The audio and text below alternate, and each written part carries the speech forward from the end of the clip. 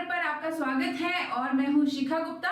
और आज के लेक्चर में हम पढ़ने वाले हैं उन नदियों की जो अरब सागर की ओर अपना जल ले जाती हैं। अगर हम बात करें अरब सागर सिस्टम की,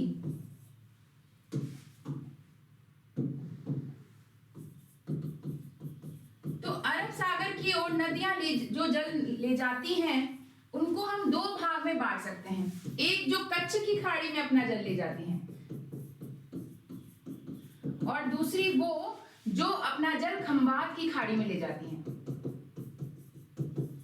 अब आप बोलोगे कि मैम दोनों में क्या अंतर है, कच्छ की खाड़ी कहां पर है, खंभात की खाड़ी कहां पर है। तो देखिए, जब भी भारत का नक्शा बनाते हैं ना तो हम कुछ इस तरीके से दक्षिणी भारत को बनाते हैं। तो गुजरात में ये जो स्थान है ये कहलाता है कच्छ की खाड़ी और ये जो स्थान है ये कहलाता है खंभात की खाड़ी। तो राजस्थान में दोनों तरफ नदियां अपना जल ले जाती हैं। कुछ नदियां कच्छ की खाड़ी की ओर ले जाती है, कुछ नदियां खंभात की खाड़ी की ओर अपना जल ले जाती हैं। तो आज के लेक्चर में मुख्यतः हम पढ़ेंगे वो नदियां जो कच्छ की खाड़ी की ओर अपना जल ले जाती हैं। और इसमें हम बात करें तो मुख्यतः दो नदियां हैं। एक तो है लूनी सिस्टम, पूरा लूनी और इसकी सहायक नदियां, और दूसरा है पश्चिमी बनास। एक बनास नदी तो वो है जो कि चंबल की सहायक नदी है और किधर की ओर, बंगाल की खाड़ी की ओर अपना जल ले जाती है। और ये है पश्चिमी बनास जो कच्छ की खाड़ी की ओर अपना जल ले जाती है। तो पहली चीज तो ये आपकी सिद्ध हो गई कि कच्छ की खाड़ी की ओर ले जाती है। लूनी पर्टिकुलरली की हम बात करें तो ये कच्छ के रण में अपना जल ले जाती है, कच्छ के रण में जाकर लुप्त हो जाती है। तो ध्यान रखेंगे, कच्छ की खाड़ी की ओर दो नदियां लूनी और पश्चिमी बनास, जिसमें लूनी पर्टिकुलरली कच्छ के रण में जाकर लुप्त हो जाती है और पश्चिमी बनास कच्छ की खाड़ी में अपना जल ले जाती है। तो आज हम इन दोनों नदियों की बात करेंगे। इन दोनों नदियों की हम जहां बात करने वाले हैं तो सबसे पहले पश्चिमी बनास की चर्चा कर लेते हैं। छोटी सी है, ज्यादा इससे क्वेश्चन भी नहीं बनते हैं हमारे लिए, क्योंकि बेसिकली ये राजस्थान की नहीं गुजरात की प्रमुख नदी है। कहाँ की है? गुजरात की प्रमुख नदी है। तो इसलिए जो है राजस्थान में से बहुत ज्यादा क्वेश्चन नहीं बनते। उत्पत्ति स्थल पूछा जाता है बस इसका। उत्पत्ति स्थल है इसका नया सानबड़ा, नया सानबड़ा जो कि कहां पर है? सिरोही में है। और यहाँ सिरोही से निकलकर सीधे गुजरात में चली जाती है ये। तो राजस्थान में सिर्फ सिरोही में बहती है। जहां पे अगर हम बात करें तो गुजरात का दीसा शहर, अब कई किताबें दीसा लिखती हैं, कई किताबें डीसा लिखती हैं। जो भी है, दीसा शहर इसके किनारे स्थित है और अपना जल कहां ले जा रही है? ये अपना जल ले जा रही है कच्छ की खाड़ी की ओर। जैसे हम इस नक्शे में देखें तो यहाँ पे आपको दिख जाएगी पश्चिमी बनास, ये है पश्चिमी बनास, सिरोही से निकल रही है। ये डीसा शहर है, एकदम राजस्थान की बॉर्डर के पास ही है और ये अपना जल यहाँ ले जा रही है कच्छ की खाड़ी में। ठीक है, तो ये नदी है पश्चिमी बनास। इसकी कुछ सहायक नदियां हैं, एक आध जो हम पढ़ लेते हैं। एग्जाम में कई बार क्वेश्चन यहाँ से बन जाता है सहायक नदियों पर। तो इसकी सहायक नदी, एक इसकी जो प्रमुख सहायक नदी है जो कि एग्जाम में पूछ ली जाती है क्योंकि ये कंफ्यूजन करती है, वो है सूपली। एक नदी है सूकड़ी, सूकड़ी जो सहायक नदी है वो है लूनी की, और ये है सूकली। जो सूकली नदी है वो किसकी सहायक नदी है? वो सहायक नदी है पश्चिमी बनास की। इसके अलावा इसकी एक और सहायक नदी है जिसका नाम क्या है?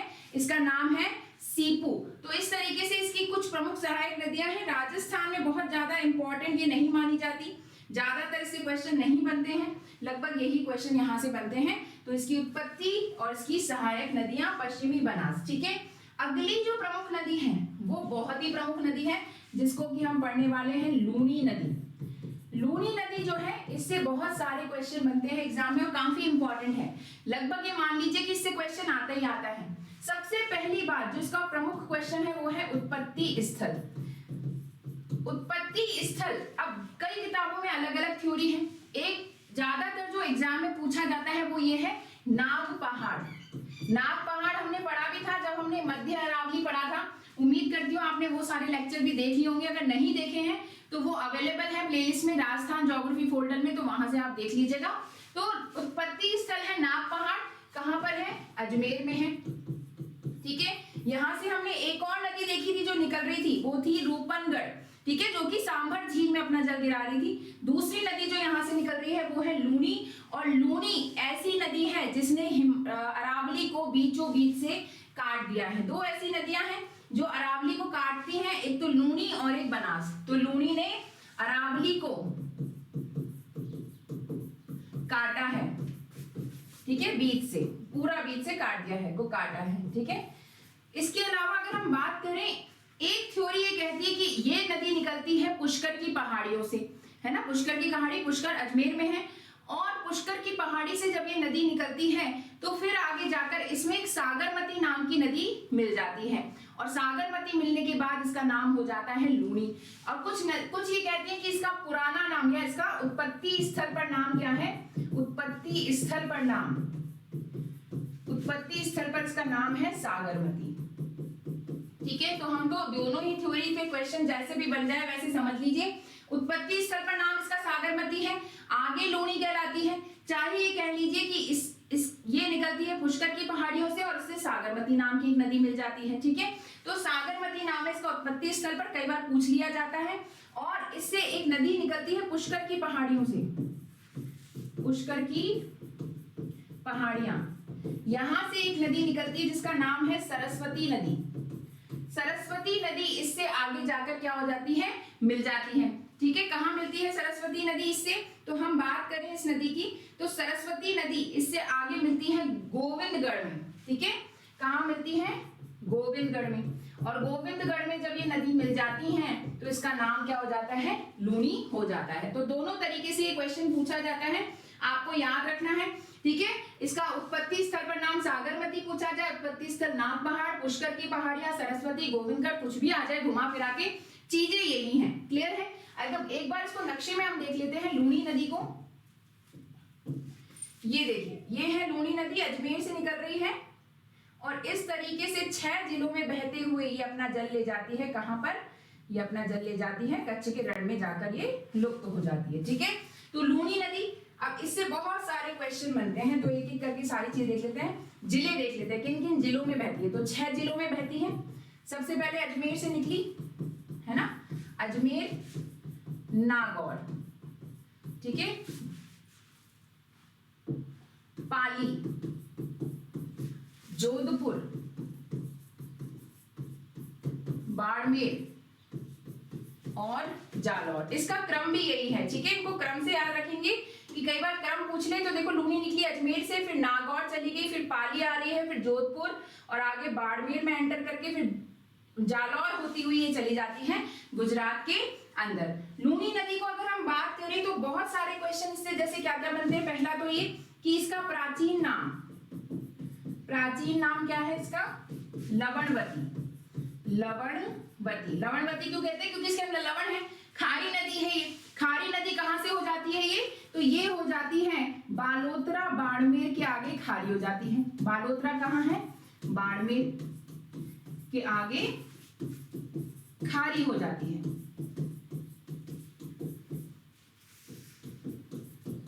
अच्छा, खारी क्यों हो जाती है इसके आगे, क्योंकि यहाँ की चट्टानों में नमक है। आपके टूथपेस्ट में नमक हो ना हो, यहाँ की चट्टानों में नमक है, मिट्टी में नमक है, और इसकी वजह से ये जो नदी जो है वो क्या हो जाती है, खारी हो जाती है। यही वजह है कि इसको क्या कहा जाता है, इसको अन्य नाम, इसको मीठी खारी नदी भी कहते हैं। क्या कहते हैं, मीठी खारी नदी, क्योंकि निकलती है तब तो कैसी होती है, मीठी नदी, और बालोतरा बाड़मेर के आगे क्या हो जाती है, खारी नदी हो जाती है। अच्छा, राजस्थान में 2 ऐसे स्थान है जो नदी के पेटे से स्थित है।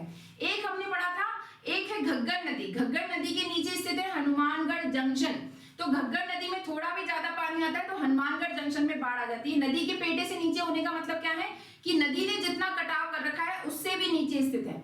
ऐसा माना जाता है कि उससे नीचे कुछ भी स्थित नहीं हो सकता नदी के कटाव से नीचे पर, लेकिन ये 2 जगह स्थित है। हनुमानगढ़ जंक्शन घग्गर नदी के नीचे स्थित है, और जो बालोतरा है, बालोतरा ये भी लूनी नदी के पेटे से नीचे स्थित है।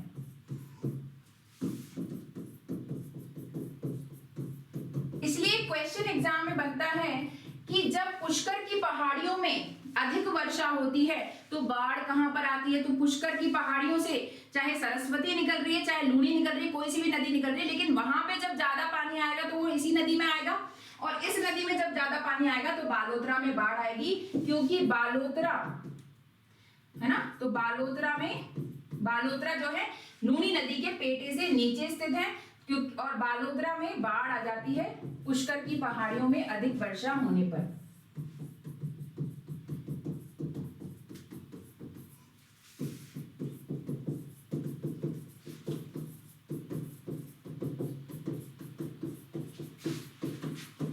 बाढ़ आ जाती है।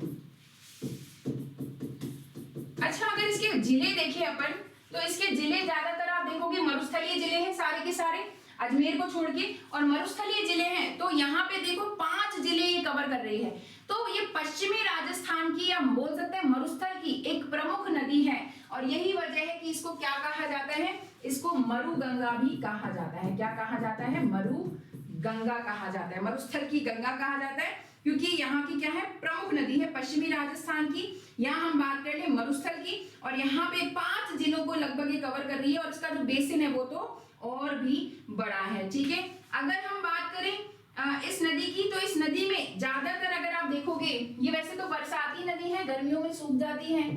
इसकी कुछ सहायक नदियों पे देखो, एक बार नजर डालते हैं। ये है बांडी नदी और सूकड़ी गुइया, ये है सूकड़ी नदी जो मैंने बताया था ना, पश्चिमी बनास की सहायक नदी है सूकली, और ये है सूकड़ी। ये है जवाई नदी, इसकी सहायक नदी है खारी और सागी। ज्यादातर नदियां अरावली से निकल के आ रही हैं, और इस नदी के, ये नदी इस तरीके से बह रही है तो इसके बाएं ओर से मिल रही है। सिर्फ एक नदी है जो इसके दाईं ओर से मिलती है, और जो अरावली से नहीं निकलती है। ठीक है, ज्यादातर नदियां देखोगे आप दक्षिण से उत्तर की ओर बह के जा रही हैं, दक्षिण से उत्तर की ओर बह के जा रही है। एकमात्र ये नदी है जो उत्तर से दक्षिण होकर आ रही है, और इस नदी का नाम है जोजड़ी। ठीक है, तो जोजड़ी एक इसकी प्रमुख सहायक नदी है, और इससे क्वेश्चन बनता है क्योंकि ये खास है। खास क्यों है आप समझ ही गए। ठीक है, तो जोजड़ी नदी, इसकी खास बातें क्या है, इसकी सहायक नदी है प्रमुख, जिसपे क्वेश्चन बनता है। पहली चीज, उत्पत्ति स्थल, उत्पत्ति स्थल इसका क्या है, ये निकलती है पोटलू गांव नागौर से, पोटलू गांव नागौर से निकलती है। कौन सी नदी? जोजड़ी नदी। ठीक है, अब जोजड़ी नदी से एग्जाम में क्वेश्चन क्या क्या बनता है, उत्तर से दक्षिण बहने वाली, उत्तर से दक्षिण बहकर लूनी में मिलने वाली एकमात्र सहायक नदी है। ठीक है, मिलने वाली एकमात्र सहायक नदी है, उत्तर से दक्षिण बहकर लूनी में मिलने वाली। दूसरी खास बात, लूनी की एकमात्र दाएं हाथ की सहायक नदी है। ठीक है, एकमात्र ऐसी नदी है जो उसके दाहिने हाथ पर मिल रही है। इसके अलावा लूनी की एकमात्र सहायक नदी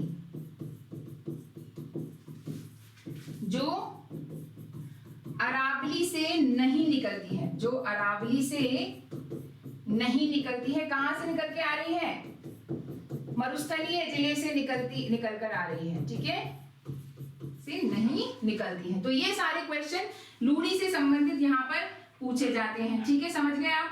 तो यहाँ पे इससे काफी सारे क्वेश्चन इस तरीके के बनते हैं। अच्छा, अब इसका हो गया ये। तो अब अच्छा, ये मिलती कहाँ पर है, तो ये जोधपुर में जाकर किससे मिल जाती है, लूनी से मिल जाती है। जोधपुर में लूनी से मिल जाती है। नागौर जोधपुर बहती है और जोधपुर में जाके लूनी से मिल जाती है। इसके अलावा और इसकी अगली सहायक नदी देखें, एक आध सहायक नदियां देख लेते हैं। कुछ एक बहुत छोटी है जो कि नक्शे पे नहीं दिखती हैं। लीलड़ी नदी, देखो जैसे इतने जितने नाम, सूकड़ी, मीठड़ी, लीलड़ी, ये सारी जो है लूनी की सहायक नदियां होती हैं ज्यादातर, जिनके आगे डी लगा होता है। ठीक है, तो डी वाली ज्यादातर सहायक नदी ऐसी की है, तो लीलड़ी पढ़ रहे हैं। लीलड़ी का उत्पत्ति स्थल देखें, उत्पत्ति होती है ब्यावर की पहाड़ी,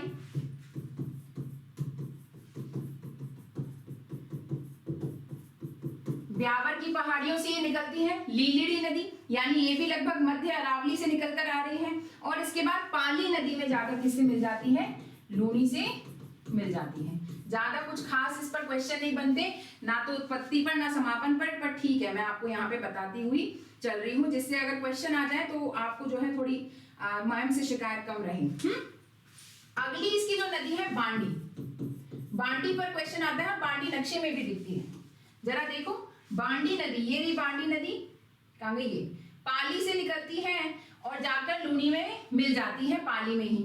इस पे क्या खास बातें हैं, पाली नदी बांडी नदी, उत्पत्ति की अगर हम बात करें तो कहां से निकलती है, ये पाली से ही निकलती है। पाली में एक गांव है जिसका नाम है फुलाद गांव, फुलाद गांव पाली से निकलती है, ठीक है।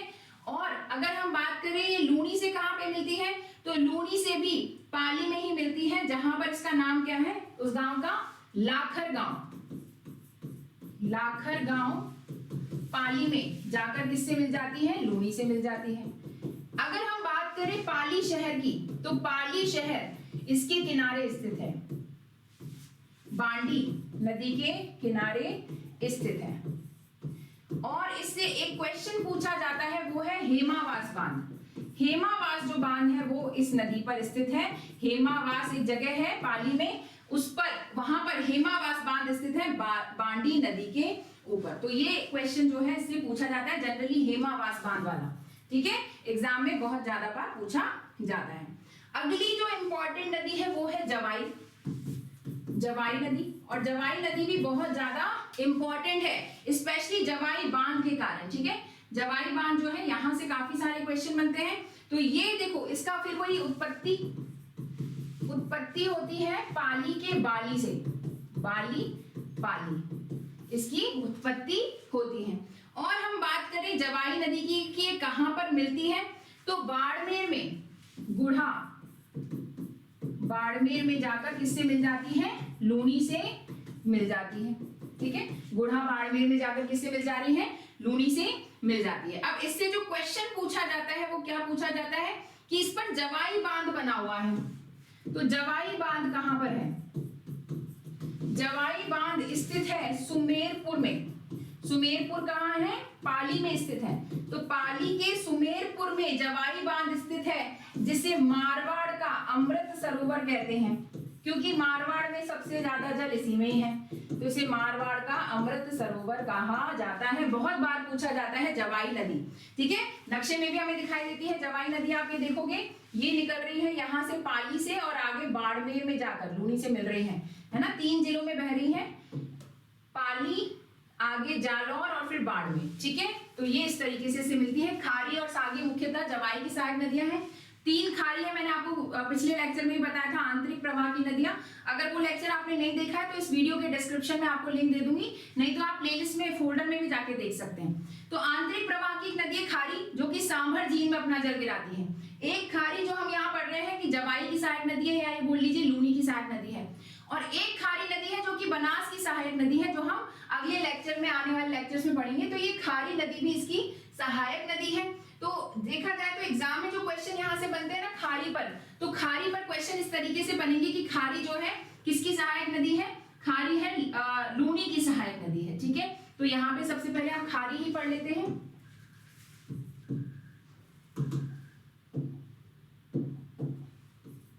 खारी नदी, ठीक है, 3 खारियां हैं, याद रखेंगे तो एग्जाम में अकॉर्डिंग टू ऑप्शन आपको करना है।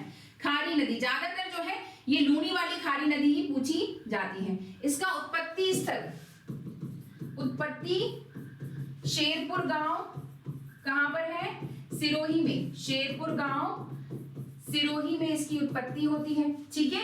खारी नदी तो आप देख सकते हो सिरोही से निकल रही, तो ज्यादा लंबी नदी नहीं है। और कहां पे जाके मिल रही है ये, जालौर के सायला, सायला एक गांव है, मैं रह भी चुकी हूं यहाँ पे। तो सायला गांव जालौर में जाकर ये किससे मिल जाती है, लूनी से, सॉरी जवाई से मिल जाती है ना, जवाई से मिल जाती है। कौन सी नदी है, खारी नदी। तो ये कच्छ की खाड़ी जाने वाली सिस्टम का भाग बन गई। तो खारी नदी हो गई। इसके और ज्यादा क्वेश्चन नहीं पूछा जाएगा। इसकी एक सहायक नदी और है जिसका नाम बांडी है, ठीक है। इसकी एक सहायक नदी है, यानी कि 2 बांडी हो गई। अब एग्जाम में जो पूछी जाएगी ना आपसे, वो वही वाली बांडी पूछी जाएगी जो कि लूनी की सहायक नदी है, ठीक है, जिस पर हिमावास बांध है। इसकी एक और सहायक नदी है जिसका नाम बांडी है, छोटी सी नदी है, कोई ज्यादा खास बड़ी नदी नहीं है। ठीक है, तो ये हो गई हमारी खारी नदी। एक और जो मैंने देखी थी जवाई की सहायक नदी, वो कौन सी थी? सागी नदी, तो वो भी पढ़ लेते हैं। सागी नदी, सागी नदी की उत्पत्ति की बात करें तो ये निकलती है जसवंतपुरा की पहाड़ियों से। आपको मैंने बताया था कि जालौर में स्थित है जसवंतपुरा की पहाड़ियां, और पश्चिमी राजस्थान की जो सबसे ऊंची चोटी है डोरा पर्वत, इसी पर स्थित है। ठीक है, जसवंतपुरा की पहाड़ियों पर। तो ये निकलती है जसवंतपुरा की पहाड़ियां जालौर से। और हम बात करें ये जालौर में ही किससे जाकर मिल जाती है? जवाई से जाकर मिल जाती है, जालौर में ही। ठीक है, तो जालौर में बहती है। और अगर हम बात करें तो ये जवाई की सहायक नदी है। तो इस तरीके से ये कुछ प्रमुख सहायक नदियां थी। जो किसकी सहायक नदियां थी? लूनी की सहायक नदियां थी। ये पीडीएफ और ये मैप आपको टेलीग्राम चैनल पे मिल जाएगा। टेलीग्राम चैनल का लिंक इस वीडियो के डिस्क्रिप्शन में मिल जाएगा, नहीं तो आप इस चैनल के नाम से टेलीग्राम पे सर्च करेंगे तो आपको हमारा टेलीग्राम चैनल मिल जाएगा। वहां से ये पीडीएफ डाउनलोड करें, आराम से पढ़ें, रिवाइज करें और अपने नोट्स बना लें, तो बहुत ही बढ़िया। तो इस तरीके से हमसे जुड़े रहें। अगर ये वीडियोस आपको अच्छे लगते हैं तो जरूर से लाइक एंड शेयर करें। चैनल सब्सक्राइब नहीं किया हुआ है तो सब्सक्राइब कर लें, और हाँ, बेल आइकन दबा के रखें जिससे नोटिफिकेशन आपको टाइम पे मिले। तो इस लेक्चर के लिए इतना ही। अगले लेक्चर में हम पढ़ेंगे जो नदियां खंभात की खाड़ी में अपना जल ले जाती हैं। तब तक के लिए thank you very much, bye bye.